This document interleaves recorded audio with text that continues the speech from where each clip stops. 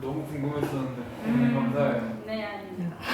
아까 저도 물어봤는데 코스트코 어떻게 됐냐고 너무 궁금했어요. 네. 잘 될 것 같아요. 네. 급하지 않아요. 네, 안녕하세요. 저는 이제 글자하겠습니다. 근데 제가 조금 더 니즈를 알았다면 발달장애 아이들의 특성에 대해서 조금 설명을 드리면 좋을 텐데 저는 오늘 그냥 제가 ABA라는 것들 그리고 가장 그 발달장애 양육하시는 분들의 가장 그 가지고 있는 어려움, 치료에 관한 어려움 그래서 그것과 연계돼서 제가 지금 하고 있는 사업을 조금 소개하고 그리고 나서 그런 것들을 좀 나누려고 준비했습니다. 저는 지금 홈브리지 ABA 연구소를 운영하고 있는 신고은이라고 하고요. 저희 연구소는 수서역에 있어요. 수서역에 있는 이유는 이따가 제가 조금 더 설명을 해드리려고 합니다. 그래서 제가 지금 이렇게 결국 키워드로 생각하면 가정중재, 맞춤형 솔루션, 데이터 기반 이렇게 세 가지로 저희 연구소에서 하고 있는 추구하는 그런 사업을 이렇게 요약할 수 있을 것 같은데요. 우선은 되게 ABA라는 걸 혹시 들어보셨을까요? 다들 이거를 심지어 제가 그 사업 이런 데 가면은 소개를 홈브리지 아바 연구소의 누구십니다. 이렇게 얘기를 하실 정도로 되게 생소해요.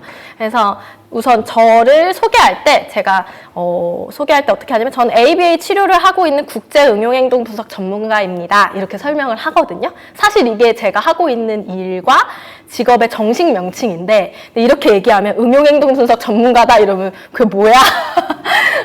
그렇게 얘기를 해서 제가 보통은 친구들한테 그냥 아이들 상담해 이렇게 얘기를 해요. 그러면은 이제 상담?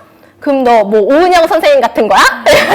이렇게 주로 물어보더라고요. 그러면 거기서 그게 오은영 선생님이랑은 다른데 어떻게 설명을 해야 되나 이렇게 하다가 뭐 ABA 치료하면 당연히 모를 거고 그래서 그냥 발달장애 아이들 치료하고 교육하는 일을 한다 이렇게 얘기를 하면 조금 더 이해를 쉽게 하시더라고요. 그래서 그렇게 설명을 하고 있고 공식적으로는 저는 ABA 치료라는 걸 하고 있는 그 행동분석 전문가입니다. 그래서 ABA 치료가 뭐야? BCBA라고 하는데 외국에선 되게 유명해요. 유명한 직업군인데 한국은 BCBA가 뭐야?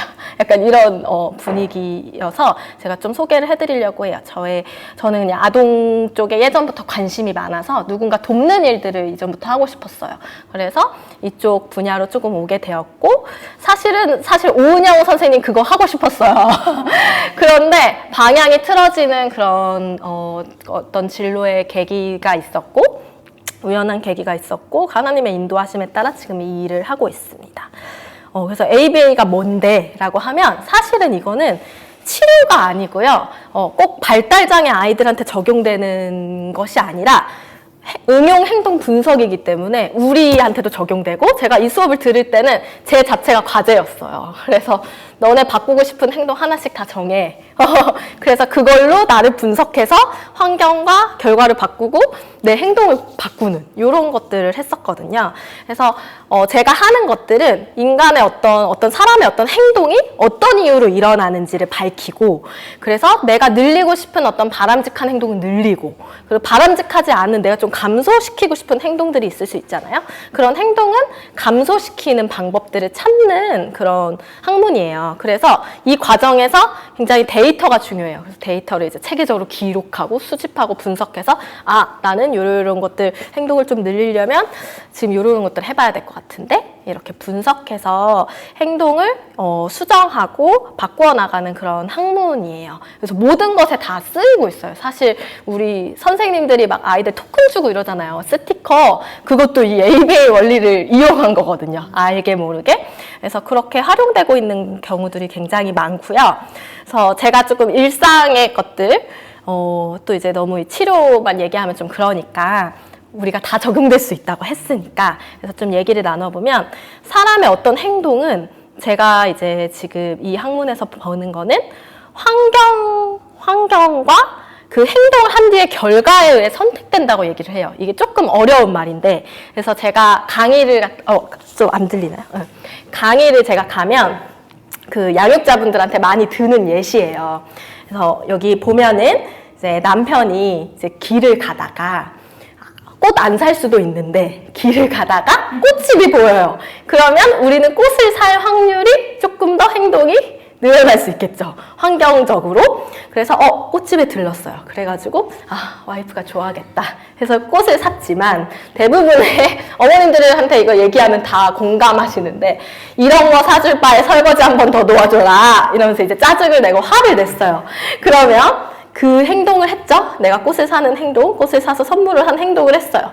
그러면 그 다음번에 비슷한 상황, 내가 꽃집을 지나가고 있는 그 비슷한 상황을 맞닥뜨렸을 때 이 남편분은 꽃을 살까요? 안 살까요? 안 살 가능성이 큽니다. 왜냐하면 지난번에 결과가 좋지 않았기 때문에. 그래서 보통 우리는 의식하고 있지 못하지만 우리의 행동은 이렇게 환경과 결과에 따라서 우리가 어떤 행동을 선택하고 있는 것들이 굉장히 많아요. 그래서 예를 들어서 또 사업장에서는 이럴 수 있죠. 되게 좋은 아이디어들 내보세요 이래가지고 직원이 좋은 아이디어라고 자기 나름대로 생각하는 터무니없는 아이디어를 냈습니다. 그랬더니 쓸데없는 소리 한다고 혼났어요. 제대로 된 아이디어를 내라. 그러면 그 다음번에 그 직원은 아이디어 얘기하세요 할 때 낼까요? 안 낼까요? 안 냅니다. 내가 혼냈던 경험들이 있죠. 이거 얘기해봤자 또 지난번처럼 혼나면 어떡해. 그래서 우리는 제가 하는 학문은 그거예요. 그러면 좋은 아이디어를 내기 위해서는 환경을 어떻게 바꿔줄 것인가, 결과는 어떻게 바꾸어줄 것인가, 이런 원리를 적용해서 사람 바람직한 행동은 좀 늘리고 우리가 감소해야 할 행동은 좀 줄이고 이런 원리들을 이제 적용해서 하고 있어요. 그래서 우리도 뭐 조직 관리에 이게 쓰일 수도 있고 우리 습관이나 행동 형성에 쓰일 수도 있고 그리고 뭐 나나 직원의 행동을 바꾸고 싶은 게 있을 수 있거든요. 이런 것들을 모두가 다 적용할 수 있어요. 심지어 어떤 고객들의 행동을 유도하는 것에도 적용할 수가 있고요. 그래서 제가 제 사례를 조금 생각을 해보면 제가 이제 묵상을 잘 하고 싶은 거예요. 근데 보니까 제가 묵상을 자꾸 빠뜨려요. 그래서 전 제 행동을 이제 한번 분석을 해봤어요. 내가 왜 묵상을 안 빠뜨리고 꾸준히 큐티를 하고 싶은데 왜 못할까? 이래서 제 행동을 조금 정리를 해봤더니 마음은 있어. 하고 싶어. 근데 하려고 보면 성경책을 놓고 왔네. 성경책이 없네. 할 수가 없네. 근데 또 핸드폰으로 보는 건 조금 그래. 성경책으로만 해야지 큐티를 하는 기분이야. 성경책이 있어야 되는 성경책이 없어. 그렇게 제가 놓치는 경우들이 많더라고요.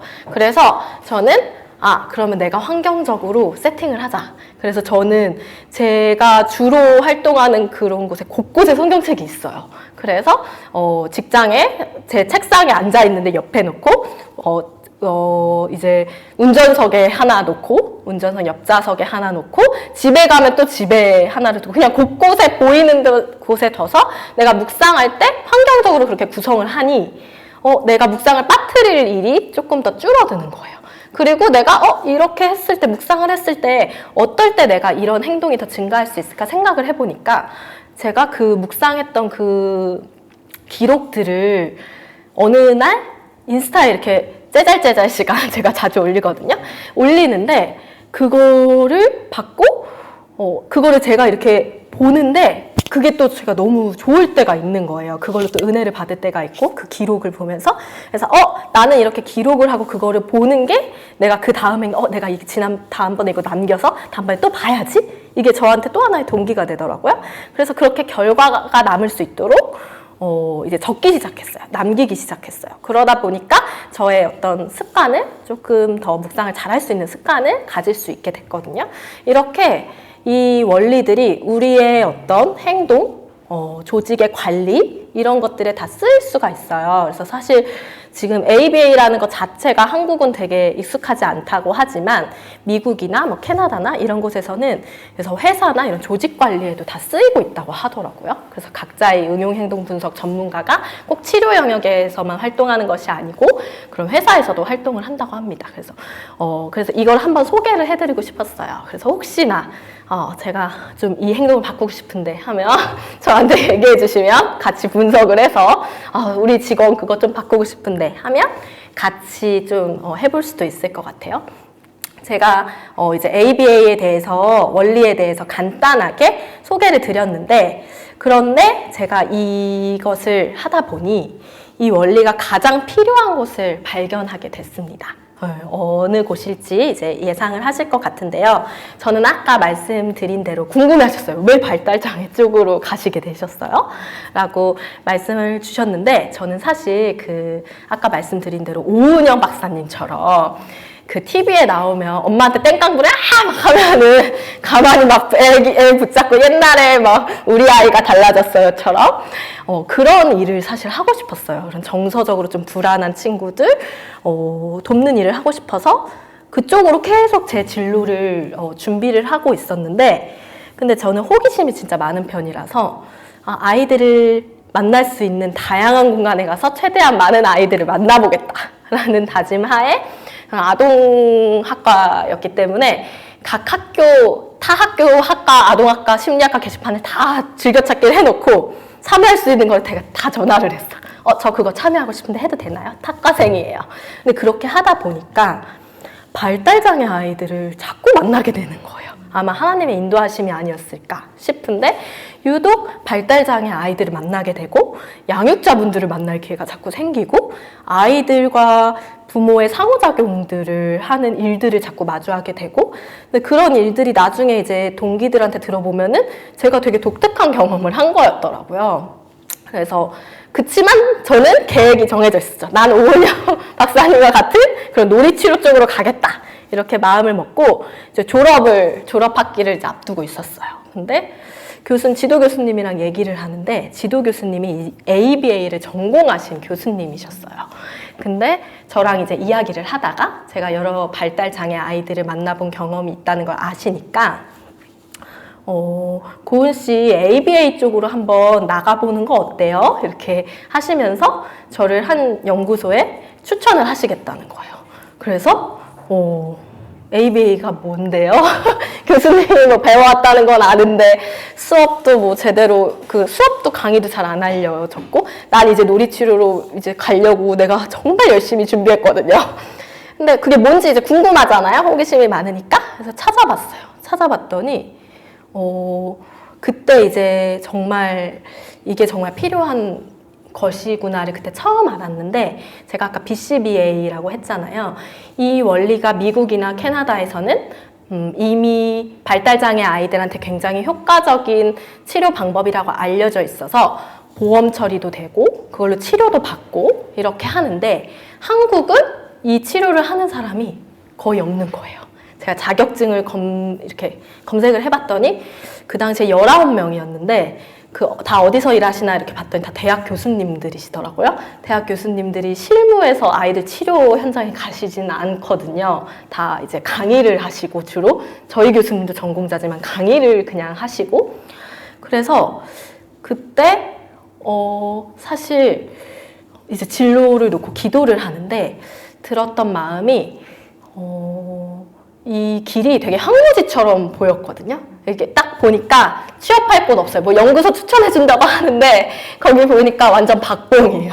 그리고 여기 그만두면 갈 곳이 없어요. 그 책 보니까 책이 없어요. 한국 책도 없고, 여기 가가지고 나 먹고 살 수 있는 거야? 여기 가서 뭘 어떻게 하는 건지도 모르겠고 공부 이제 다시 시작해야 되고 열심히 했더니 무엇보다 이게 미래는 보장되는 건가? 그때 또 이제 청년의 때에 취업해야 되는데 이거 취업은 되는 거야?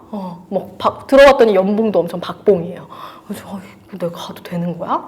그것을 두고 그래도 기도를 해봐야겠다라고 기도를 했을 때 하나님이 주셨던 마음이, 되게 강한 마음이, 이미 정서적인 어려움이 필요한 친구들은 전문가가 많은데 그 아이들은 치료를 받고 싶어도 찾아갈 전문가가 없다. 그래서 그렇다면 내가 한 사람이라도, 진짜 수적으로라도 한 사람이라도 내가 제대로 된 전문가가 돼서 이 아이들에게 도움을 줄 수 있는 전문가가 되었으면 좋겠다. 나머지는 하나님이 알아서 책임져 주시겠지. 먼저 그의 나라와 그의 의를 구하면 그 모든 것을 더하시리라 하셨던 그 하나님의 말씀을 붙들고 그 길을 과감히 갔습니다. 그래서 이 일을 시작하게 됐는데 현실은 더 와보니까 더 막막한 거예요. 일을 하다 보니까 더 한숨이 이제 푹푹 나오는 제 개인적인 삶도 그렇지만 이 양육자분들의 삶이 그랬어요. 그래서 제가 조금 이해가 되실까 싶어서 영상을 하나 준비했거든요. 한번 보시면 좋을 것 같습니다. 소리가 좀 작은 것 같은데.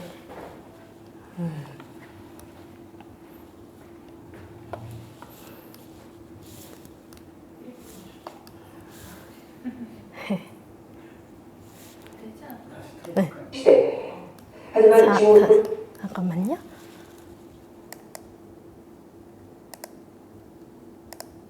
발달장애 26만 명 시대.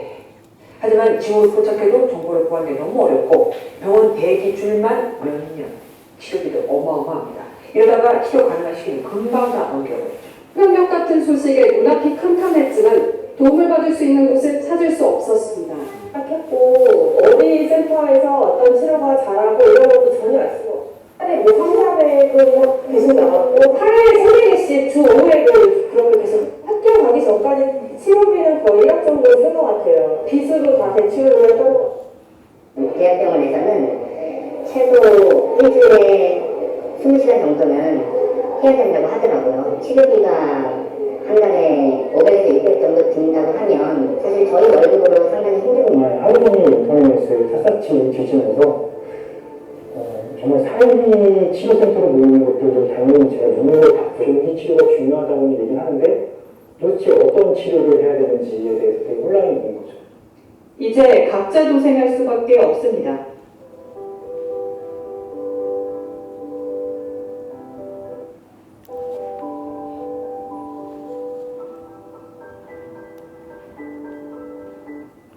네. 그래서 제가 이제 짧게 너무 영상을 짧게 편집해서 가져왔는데 이 아이들이 아까 얼핏 들으셨지만 26만 명이라고 얘기를 하거든요.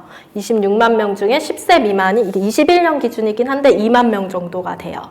그런데 이런 아이들이 물론 경미한 친구들도 있고 좀 중증인 친구들도 있지만 대부분이 일상생활에 도움이 필요한 경우가 많아요. 그리고 신규 등록한 아이들도 계속 늘어나고 있거든요. 이제는 어머님들이 또 관심이 많다 보니까 진단도 이제 많이 받고 있고. 그런데 사실 이것보다 더 많을 것 같은 게 진단을 대학병원에서 받으려고 하면 지금 이제 유명한 대학병원 교수님은 3년이 꽉 차 있어요.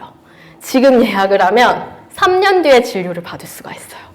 그러면 이 아이의 3년이면 아이들이 그냥 크잖아요. 근데 그때 동안 뭘 해야 될지, 무슨 치료를 받아야 될지도 모르겠고, 그리고 심지어 제가 이제 그래도 꽤 유명한 기관들에 있었는데 아무래도 초창기부터 있었다 보니까 그러면 대기가 되게 많아서 그래서 전화가 어머님이 오셔서 저희 아이 언제 치료받을 수 있어요? 그런데 제가 대기자 명단을 보면 2년 후에 받으실 수 있어요. 2년 후도 뭐 좀 감지덕지합니다 라는 말을 해야 하는데 너무 이 입이 잘 안 떨어지는 거예요. 여태까지 기다렸는데 또 기다리라고? 그런 어려움들이 있었고 코로나를 터지면서는 코로나 터져서는 아예 그 센터도 나오지 못하잖아요. 그럼 그 양육자분들은 어떻게 그 아이들은 교육을 어떻게 받고 있는지 되게 걱정이 됐고 또 하나는 어떤 분들은 이제 기관이 많지 않고 제대로 하는 기관이 별로 없어요. 그러니까 지금 기관은 진짜 많아졌거든요. 이제 이게 유명해지고 치료비가 비싸니까 알잖아요. 그 치료 비싸대. 이래가지고 이제 돈이 될 거야 하고 하는 치료사들이 막 뛰어들기 시작했어요. 그래서 광고와 막 이런 거 막 하는데 약간 막 1년 공부했는데 난 슈퍼바이저다 막 이런 사람들도 이제 생기고 그래서 되게 검증되지 않은 치료를 하시는 분들도 많이 생기고 그런 상황인데 보니까 지방에 있는 분들은 또 기관이 없는 거예요. 그래서 빚을 내가지고 월세 생활을 하시면서 올라와가지고 유명한 기관의 아이들을 위해서 월세를 내면서 지내는 거죠. 그러다가 이제 돈이 없어서 더 이상 할 수 없다. 난 지방으로 내려가야 된다. 이런 경우들도 이제 보게 되면서 이걸 어떻게 해결해야 되나 라는 고민들을 치료사로 근무를 하면서 계속 생각을 해왔었어요. 근데 왜 ABA 치료인데 다른 치료 많잖아요. 아까 막 말씀하셨잖아요. 댄스 스포츠 막 이런 거 말씀하셨는데 근데 사실 검증되지 않은 치료들의 아이들이 노출되어 있어요. 그러니까 이제는 치료가 우리가 몸이 아플 때 받아야 되는 치료가 있잖아요. 귀가 아프면 무슨 병이 있으면 그 병에 맞는 치료법으로 치료를 받아야 되는데, 근데 그런 근거가 아직 그래서 우리는 근거 기반 치료를 해야 된다라는 게 이제 치료계의 입장이거든요. 근데 아이들이 그냥 치료라는 이름만 붙으면 그걸 받는 거예요. 왜냐하면 뭘 치료를 해야 될지 모르니까. 그래서 뭐 미술치료, 놀이치료, 그거 아이들 다 도움이 돼요. 근데 도움이 되는 분야가 있어요. 영역이 있는데 발달장애 아이들한테도 당연히 도움되는 영역이 있지만 그게 모든 어머님들이 핵심적으로 바라는 그 핵심적인 그게 바뀌는 건 아닌데 우선 우리 아이 뭐라도 해야 되니까 그럼 근거 기반이 없는 치료들에 이제 뛰어드시는 거죠. 근데 이제 이미 외국에서는 ABA 치료가 근거 기반 치료로 인정을 받고 있고 보험 처리도 되거든요. 그래서 요새 제가 이제 미국에서 오신 분들이 이제 채용 공고를 보시고 오시면 여기 왜 이래요? 이거 보험되면 다 받는 건데 여기는 왜 홍보를 해야 되냐? 이렇게 얘기를 하시더라고요. 당연히 그거 받는 건데 여기는 왜 이거를 홍보를 해야 돼요? 너무 당황스러워 하시더라고요. 그런 정도로 ABA 치료를 받은 그룹과 받지 않은 그룹들이 굉장히 아이들의 차이가 커요. 근데 아직은 이것에 대한 인식들이 많이 부정적인 인식도 되게 많고 ABA 행동주의, 행동치료 우리 아이 동물처럼 행동을 수정해가지고 우리 아이 동물처럼 이렇게 하는 거 아니야? 막 이런 오해도 받고 해서 특히 ABA 치료는 더 피하시거든요.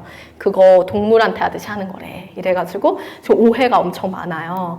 그래서 그렇지만 지금 이미 여러 연구들에서는 이런 것들이 아이들 언어라든지 인지라든지 사회성이라든지 문제행동 개선에 굉장히 효과적이다라고 밝혀져 있는 상황이거든요.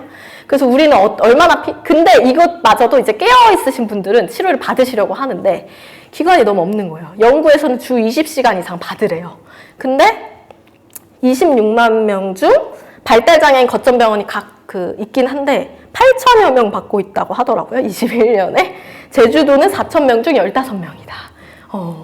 굉장히 지금 이 치료에 노출되어 있지 않고, 그럼 나머지 친구들은 이제 다른 치료들을 받고 있겠죠. 어떤 각자의 아마 뭐 그냥 있는 친구들도 있을 수 있고, 경제적으로 어려운 친구들은.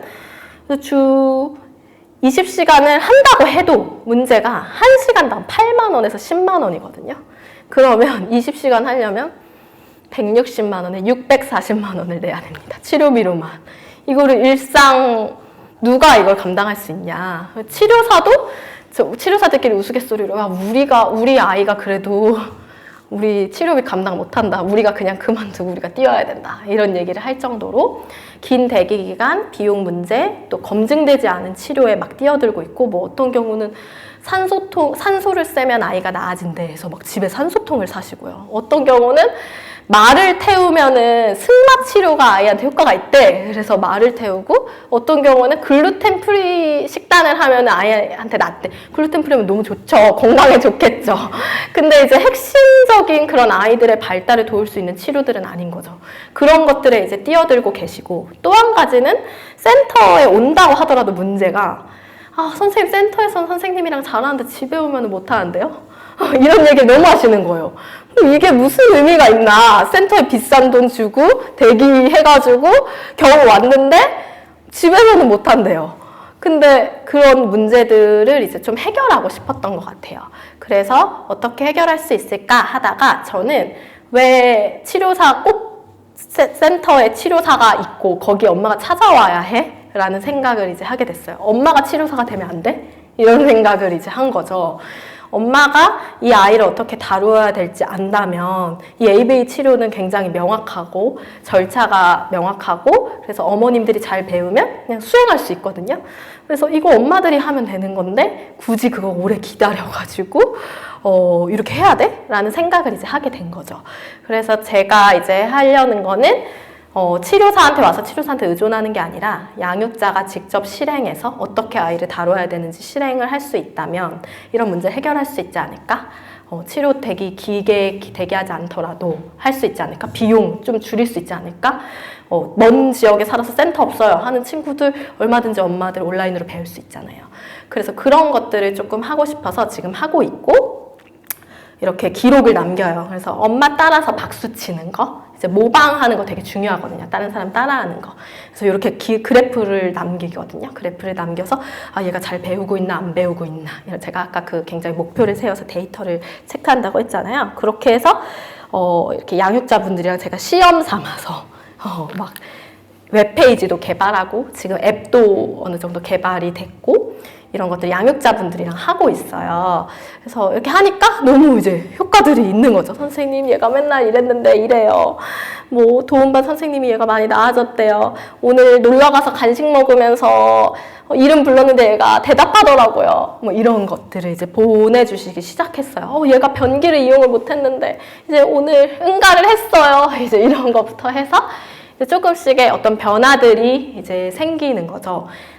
이거 효과 있구나. 그러면 나 이 사업을 조금 키워서 지금 제가 목표는 아까 수서역에 했다 그랬잖아요. 지방에 기관이 없어서 도움받기 어려워하시는 어머님들이 또 어머님들 마음이 온라인으로가 아니라 아직은 온라인에 익숙하지 않고 애를 직접 안 봤는데 선생님이 어떻게 그걸 하냐 이런 게 아직은 있어요. 그래서 오프라인 센터를 두고 한 번씩 저희 아이 좀 직접 봐주세요. 이런 분들.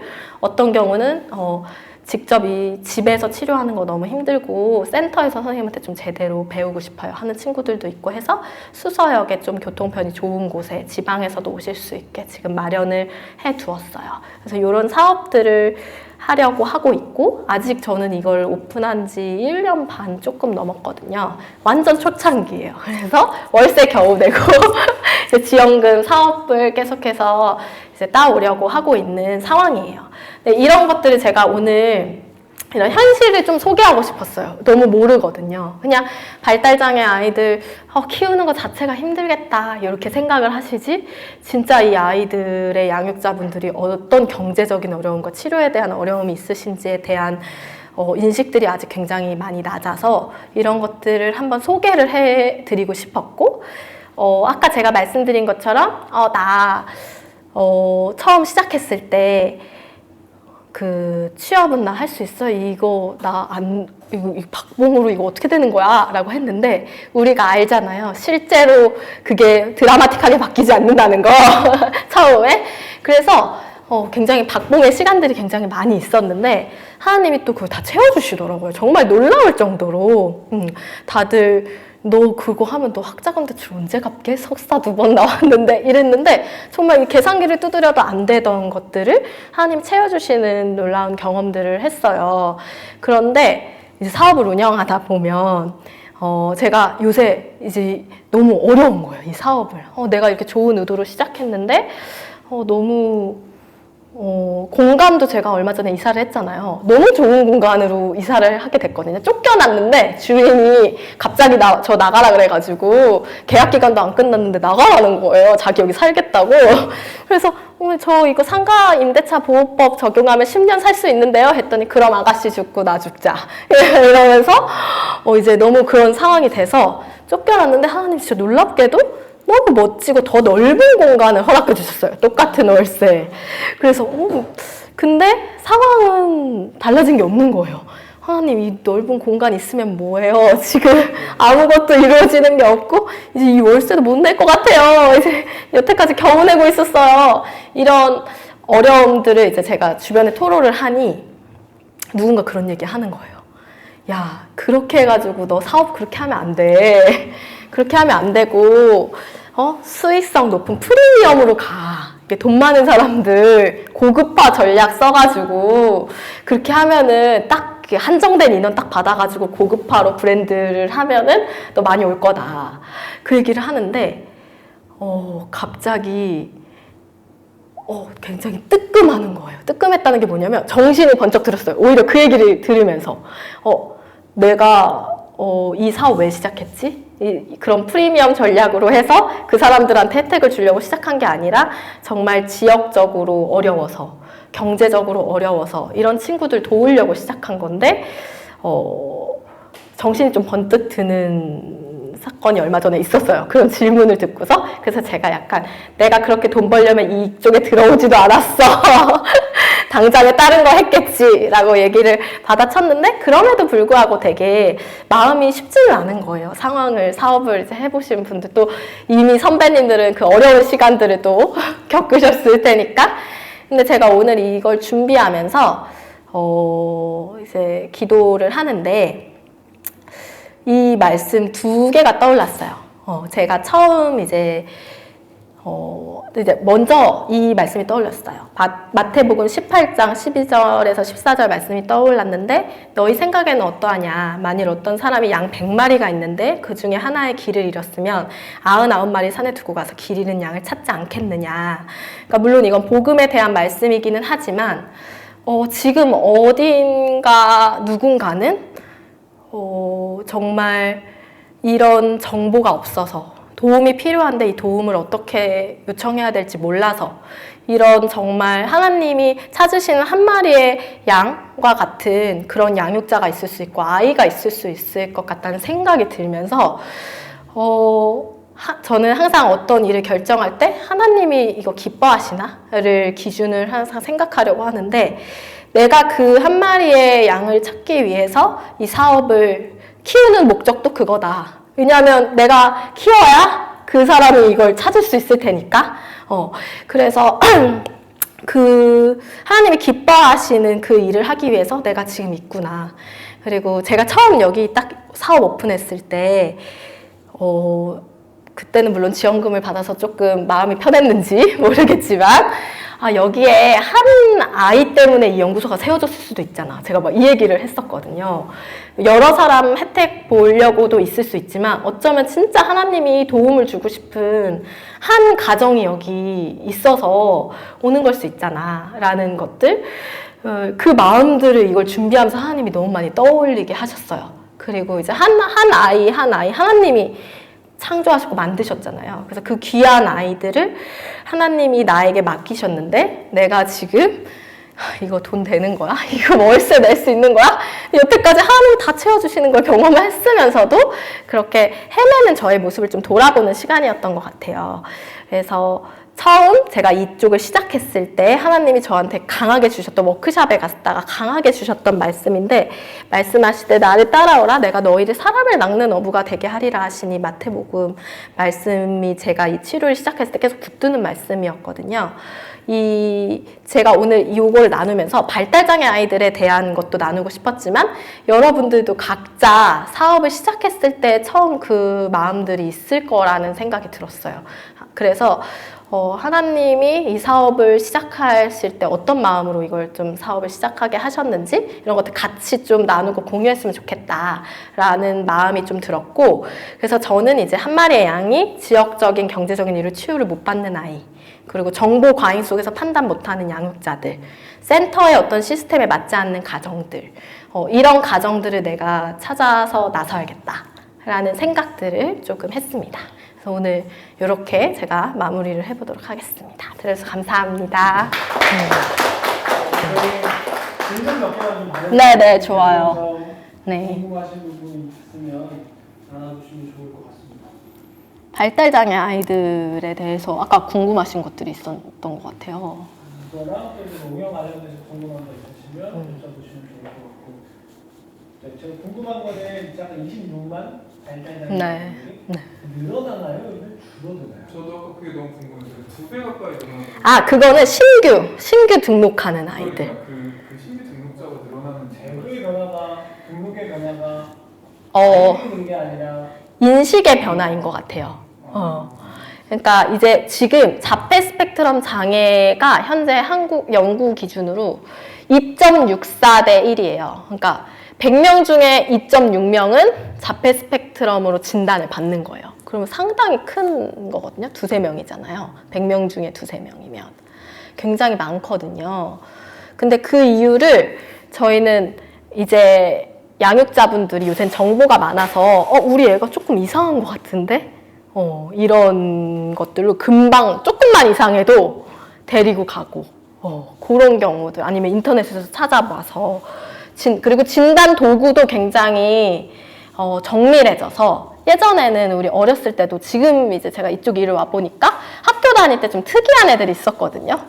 그런 애들 그냥 쟤 조금 모자란 애인가 보다. 쟤 좀 특이하다. 이러고 지나갔지만 그 친구들이 진단은 받지 않고 그냥 좀 특이한 아이네 이러고 지나갔을 친구들이 지금은 아마 진단을 받고 있지 않을까. 왜냐면 워낙 관심이 커졌고 진단 도구들도 많이 개발이 됐고요. 된 게 많아요.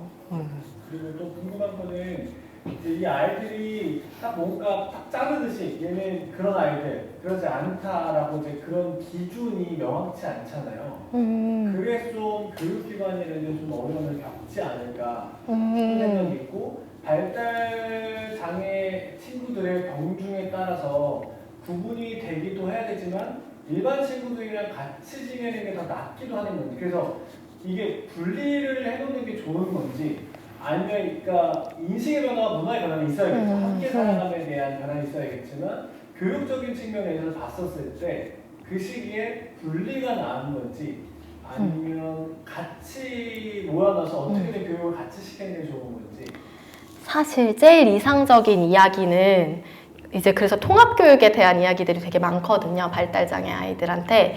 또 이제 양육자분들도 우리 아이가 정상 발달 아이들 친구랑 있으면 좀 뭔가 배우지 않을까 이런 기대도 있으시고 그래서 통합교육을 하는 것이 사실 아이들한테 도움이 될 수는 있는데 사실 도움이 돼요. 근데 문제는 이걸 제대로 통합교육이 이루어져야 되는데 전 지금 학교에도 컨설팅을 나가거든요. 교사들 컨설팅하고 막 애 때문에 힘들어요. 막 이제 학교에 가요. 일반 통합해서 지내는 아이들. 그럼 어떻게 하고 있냐면 그냥 앉아만 있어요. 물리적인 통합이에요.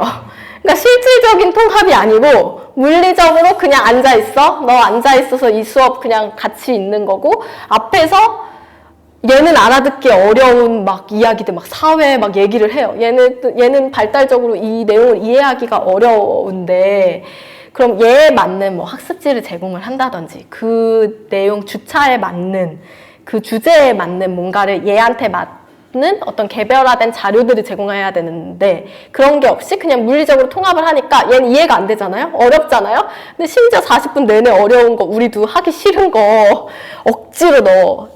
우리 또 40분 하고 잠깐 10분 쉬고 또 하루 종일 앉아 있어야 되잖아요. 그러니까 이제 애들이 문제 행동을 막 하는 거예요.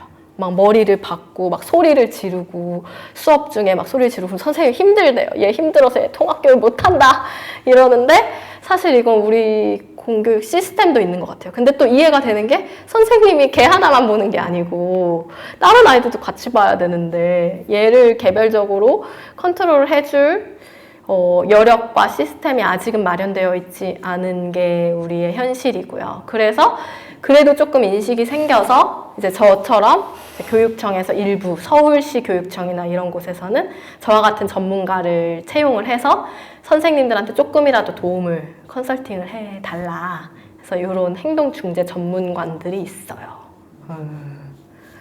근데 단순한 물리적인 통합은 교육 현장에서는 도움이 되지 않을 수 있다. 다만 함께 한다고 하면 우리 공동체에서 함께 한다고 하면 그 친구들한테 명확한 규칙을 알려줄 필요는 있을 것 같아요. 아마 성민님이 질문한 건 그런 거지 않을까 싶은데 교회 내에 보면 있거든요. 그리고 저도 보면은 또 우리 또래면 청년이면은 이성한테 어떻게 대해야 될지 몰라요. 근데 아까 제가 말씀드린 것처럼 사회적인 욕구가 있다고 했잖아요. 그러니까 이제 자매들 옆에 계속 앉아가지고 몸을 막 이제 비빈다든지 아니면 얼굴을 엄청 가까이 가서 막 얘기를 한다든지 그럼 막 자매들이 막 기겁을 하면서 너무 싫다. 쟤 안 나왔으면 좋겠다 교회에. 저 예전에 이런 경우도 있었거든요. 그 친구들은 어떻게 그 친밀함과 이런 걸 표현해야 될지 기술이 몰라서 그런 것이기 때문에 명확한 규칙을 알려주면 돼요. 근데 규칙을 알려주면 또 이 친구들 기가 막히게 지켜요. 교회에 왔을 때 규칙은 뭐 눈은 뭐 이야기할 땐 눈은 보는 거야. 거리는 팔 하나 정도 떨어져서 얘기하는 거야. 이런 몇 가지 딱 꼭 기억해야 되는 거 2-3가지. 너무 또 많이 막 10개 하면 우리도 기억 못 하잖아요. 그러니까 한 2-3가지 정도 정말 지켜야 되는 거, 그런 것들 좀 너무 어려우면 그림을 뭐 조금 첨부해서 이런 규칙을 한 번 더 같이 공동체 생활할 때 조금 알려준다든지 그런 것들이 필요할 것 같아요.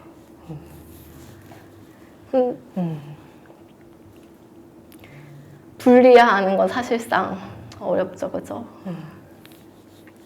그래서 생각은 괴리감이 드는 것이 함께 해야 된다는 것은 맞지만 함께 했었을 때의 어떤 대화적인 어떤 흐름이나 깊이나 이런 비율이 한두 명이면 괜찮은데 10명이 모였는데 예를 들면 좀 극단적으로 하면 5명 이렇게 됐었을 때 그 5명이 모든 모임에 그 자리에 10명이 함께 한다면 그 친구들 5명이 그 친구들이고 이제 5명이 이제 발달장애가 아닌 분들이 10명에서 매번 모여야 한다고 했었을 때 그 5명이 또 마음속에 나누고 교제하고 하고 싶어하는 다양한 이야기들과 깊이에 대한 부분들을 단순히 분리라고 봐야 될지 아니면 그게 맞다고 봐야 되는 건지 그리고 최대한 통합해야 된다고 봐야 되는 건지 그 정도에 대한 고민을 계속 하는 것 같아요. 그 발달 장애나 이런 자폐도 경중이 되게 달라가지고 그렇기는 한데 저는 사실상 너는 이러니까 그냥 저의 개인적인 생각은 너는 이러니까 우리 얘기해야 되는데 나눔해야 되는데 너가 끼면 이야기를 제대로 나눌 수가 없어. 그러니까 너는 빠져야 돼 라는 것들을 하나님이 그러니까 저는 항상 기뻐하시는 방향이 뭘까? 그 친구들도 나눔이 필요할 수 있고 그럼 저는 아까 얘기한 것처럼 환경을 바꿔야 된다 그랬잖아요. 그 친구도 그럼 나눔에 잘 참여할 수 있는 방법은 뭘까? 이런 것들을 다른 사람들한테도 피해가 되지 않으면서 잘 참여할 수 있는 방법은 뭘까를 같이 고민해 볼 것 같아요. 명확한 어떤 뭐 나눔의 어떤 이렇게 얘네들은 구조화로 이렇게 틀이 딱 정해지면 그거에 대해서는 되게 열심히 생각하고 하려고 하거든요. 그런 이야기에 뭐 발언권에 시간을 제한을 한다든지 아니면 그 친구들을 참여하되 우리는 이런 규칙들이 있으니까 이걸 같이 지켜요. 해서 이야기를 뭐 짧게 각자 공평하게 이야기를 막 독점할 수 있잖아요. 그런 것들, 그건 우리 다 같이 지킬 수 있는 그런 규칙이니까 그런 것들을 마련을 한다든지 어떤 것 때문에 어려움을 겪는지에 대한 것들을 정리를 해보는 게 필요할 것 같아요. 근데 단순히 내 얘기 이렇게 하고 싶은데 뭔가 좀 자꾸 엉뚱한 소리 해가지고 좀 불편해 라는 것들로 배제시키기에는 그러면 우리 친구들은 어디서 교회에서도 받아주지 않으면 어디서 받아줄 수 있겠어요?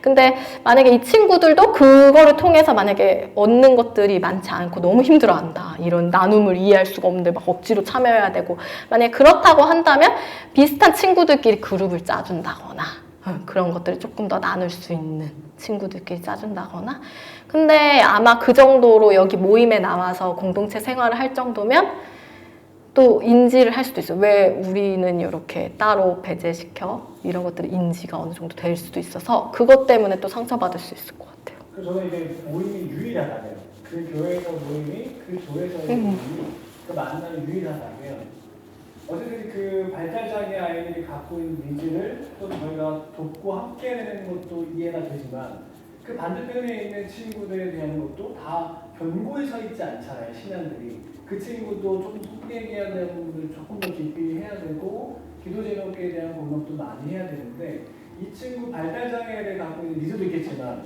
반대로 이 친구들도 케어받아야 되는 또 상황이라 이런 균형감을 어떻게 맞춰야 되는가에 대한 부분 또딱 잘라서 말할 수 없기 때문에 그런 부분들에 대한 고민을 많이 하는 것 같아요. 구조적이든 환경적이든 무조건 희생이라는 말 표현 자체가 좀 그것도 옳지 않다고 보지만 같은 문화 안에 있고 같이 살아감에 대한 부분이라고 생각해서 희생이라는 표현을 쓰고 싶지 않지만 그걸 다 그냥 감수해라고 하는 것이 기독교적으로 봤었을 때도 하나님 기뻐하시는 뜻이 무엇인가를 고민할 때에도 이 지점이 그래도 좀 고민이 되기는 하더라고요. 어떻게 해야 되는가.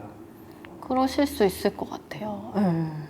근데 아마 교회에서도 뭐 소망부라든지 이런 이름으로 장애 부서가 있기는 하지만 거기는 주로 중증의 친구들이 많이 하고 있고 경미한 친구들이 그 안에서 할 수 있는 프로그램들은 많지 않은 것으로 알고 있거든요. 그런 친구들이 지금 사실 어디도 갈 데가 없어요. 학교에서도 마찬가지예요. 학교에서도 쟤 오면 특이해. 말 안 통해.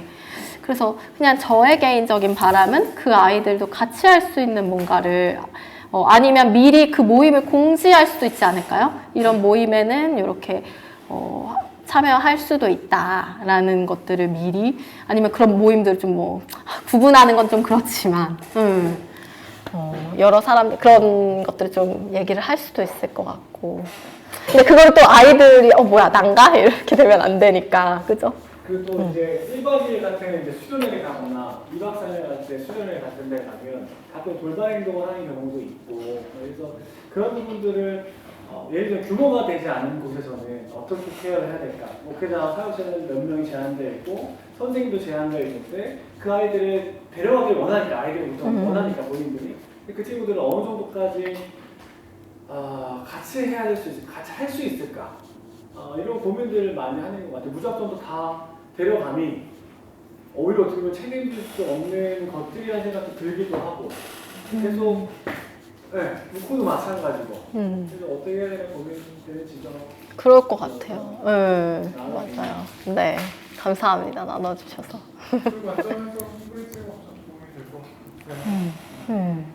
그런 어떻게 그런 것들을 구성하는 것부터 하겠죠. 그 아이들에 따라 달라요. 그러니까 발달 지원 아이들이 그냥 발달 장애 아이들은 이래 이런 게 아니라 특성이 다 달라요. 어떤 친구는 오히려 작은 경우면 더 좋을 것 같은데요. 그 아이들의 특성을 다 아니까 얘는 좀 약간 이런 스타일이고 얘는 이러면 좀 말 많은 스타일이야. 얘는 좀 이런 특성이 있어. 그러니까 좀 파악이 되면 조를 배치할 때도 그렇고 아까 말한 대로 환경을 어떻게 할 것인지, 환경 구성을 어떻게 할 것인지, 누구를 좀 옆에 붙여줄 것인지 이런 것들을 미리 구성할 수 있을 것 같아요. 그냥 저는 조금 어려운 게 저는 개별화된 맞춤형 중재를 하다 보니까 발달장애 아이들이 이렇게 할 때는 어떻게 해야 돼요가 저는 이게 맞지 않는 거예요. 아까 말한 대로 그 묵상 습관을 고치는 것도 사람마다 이유가 다 다르듯이 아이들도 다 다르거든요.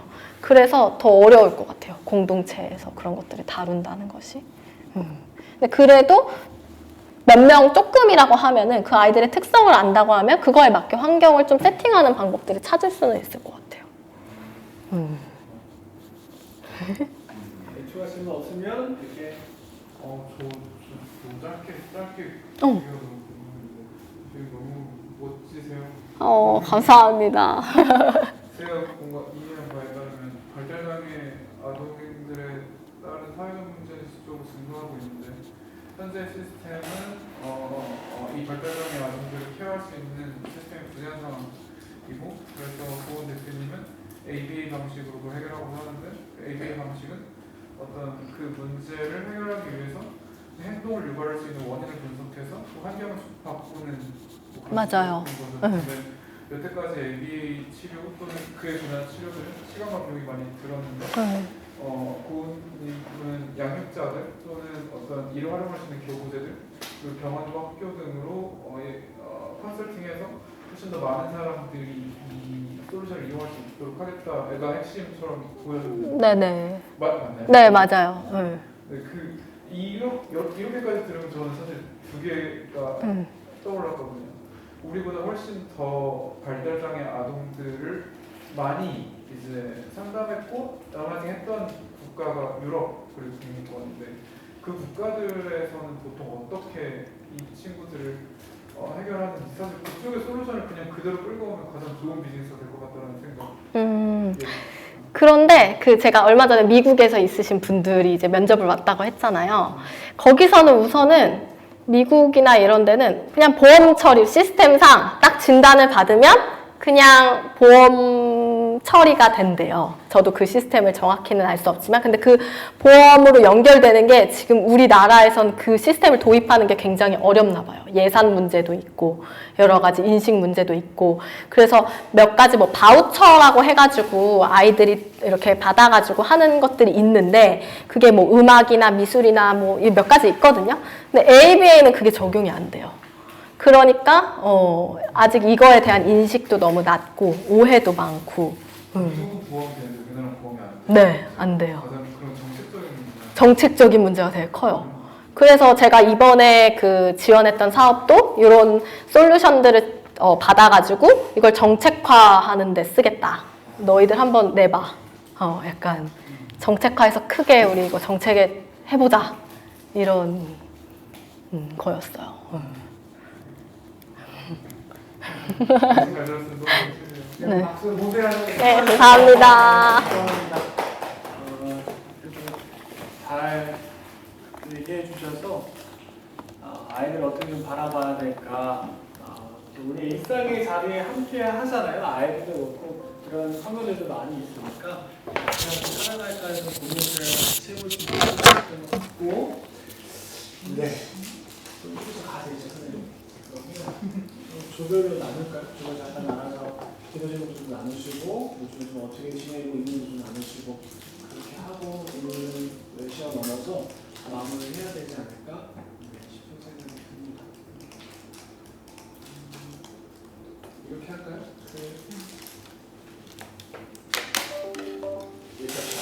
고은님이랑 세연님이랑 가위바위보 하시고 소연님이랑 유님이 가위바위보 하시고 성환님 좀 가위바위보 해서 이긴 사람이 이긴 쪽이 저로 가고 진 쪽이 일로 옵시다. 하겠습니다. 가위바위보. 가위바위보. 제가 하나 더, 네, 이게 저쪽이고 진짜 하나 더 말씀드린 거는 같이 이런 이야기를 하고 나서 또 지금 상황에 대한 부분을 많이 들었잖아요. 같이 기도도 해주시고 앞으로 이것이 잘 사업적으로나 우리 나라에서 잘 자리 잡아서 지원 사업적인 부분도 좀 연계가 잘 될 수 있게끔 좀 기도해 주셨으면 좋을 것 같습니다.